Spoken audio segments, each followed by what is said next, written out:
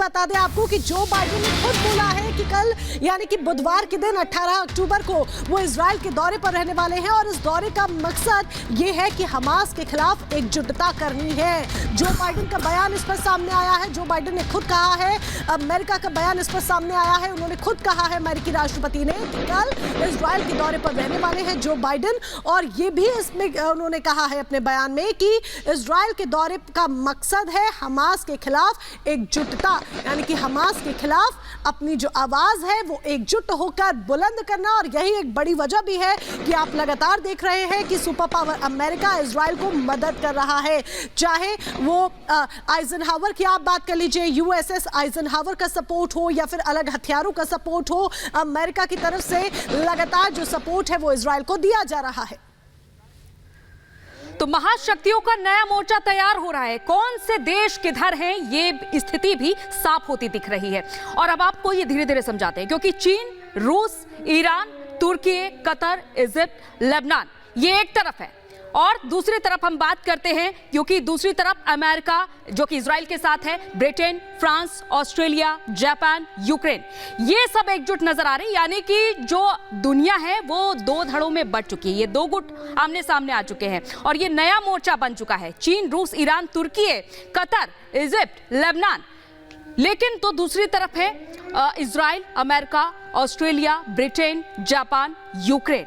तो आप देख पा रहे हैं कि ये अब जो स्थिति बनी हुई है, दोनों ही एक दूसरे के आमने सामने आ चुके हैं। युद्धपोत भी तैनात किए जा रहे हैं पूर्वी मध्य सागर में।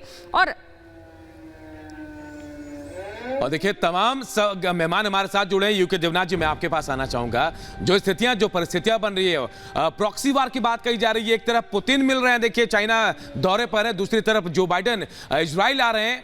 क्या लग रहा है, किस तरफ बढ़ रहे हैं हम? विश्व युद्ध की बात कही जा रही है, क्या लग रहा है, दो खेमों में पूरा विश्व बट रहा है? देखिए, जहां तक पुतिन की बात है, वो चीन के साथ शी जिनपिंग के साथ मिलकर एक ही चीज तय करना चाहते हैं कि किस तरह से रूस और चीन मिलकर आने वाले दशकों में दुनिया में अपना महत्व बढ़ाएं। जी, दोनों ही देश जो हैं वो चाहते हैं कि अमेरिका का जो रुतबा है और दबदबा है विश्व के पटल पे वो कम हो जाए। तो चीन, रूस, ईरान कोशिश करेंगे कि मिलकर इस इजराइल और हमास के युद्ध में वह हमास की तरफ से, फिलिस्तीन की तरफ से खड़े हुए दिखाई दें। सवाल ये उठता है कि क्या वो इनको मिलिट्री सपोर्ट भेजेंगे?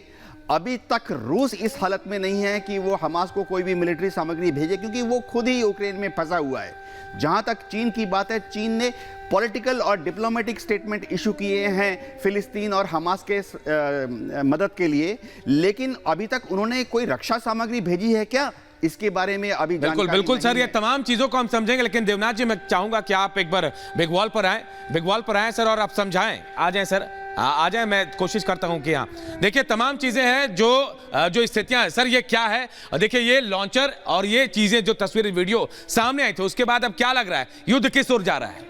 ये युद्ध जो है अब इस परिस्थिति में जा रहा है जहां आईडीएफ का एक ही मकसद है कि वो गजा में कैसे घुस जाए कम से कम क्षति के साथ। तो इसीलिए आप देख रहे हैं कि इसमें आईडीएफ की जो नेवी है वो भूमध्य सागर से गजा पट्टी में हमला कर रही है। आप देख रहे हैं कि ये जो ट्यूब्स हैं, ये लॉन्ग रेंज रॉकेट ट्यूब्स हैं जो कि नेवल शिप्स में लोड किए जा रहे हैं और फिर गजा पट्टी की तरफ फायर कर जा रहे हैं। ये याद रखना पड़ेगा कि इजराइल की नेवी छोटी है लेकिन बहुत मजबूत है। उनके पास 67 बैटल प्लेटफॉर्म्स है इजराइल की नेवी के पास, और गजा पट्टी को वो पूरी तरह से सैचुरेट कर सकते हैं समुद्र की तरफ। इसी तरह से आप देख रहे हैं कि ये जो है ये नेवी के शिप के अंदर क्रू रूम का है, क्योंकि उसमें लाल लाइट इसलिए कर देते हैं क्योंकि काफी सारे सेंसर्स इंफ्रारेड पे काम करते हैं, इसलिए रेड लाइट ऑन कर देते हैं ताकि बाकी जो विजुअल कलर्स हैं वो उस सिस्टम के साथ इंटरेक्ट ना करें। सर ये जो तस्वीरें हैं, देखिए समुद्र से घेरने की कोशिश गाजा को की जा रही है, हमास को घेरने की कोशिश। पहले एयर स्ट्राइक किया गया, अब जमीन पर लड़ाई के लिए ऑपरेशन जमीन पर वहां शुरू करने की तैयारी है। लेकिन ये तस्वीरें बयां करें, हम समंदर से भी नहीं छोड़ेंगे आपको, आप जहां छिपोगे वहां घेर कर मारेंगे। जी हाँ, इजराइल जो है समंदर के ऊपर काफी ध्यान दे रहा है। हमें नहीं भूलना चाहिए कि हमास समंदर के रास्ते से भी निकलकर अपने छोटे छोटे बोट्स में धाउज में जाके उत्तर में समुद्र तट पे एश्कलोन है, समुद्र जी। तट पर तल अवीव है, उन पर हमला कर सकता है।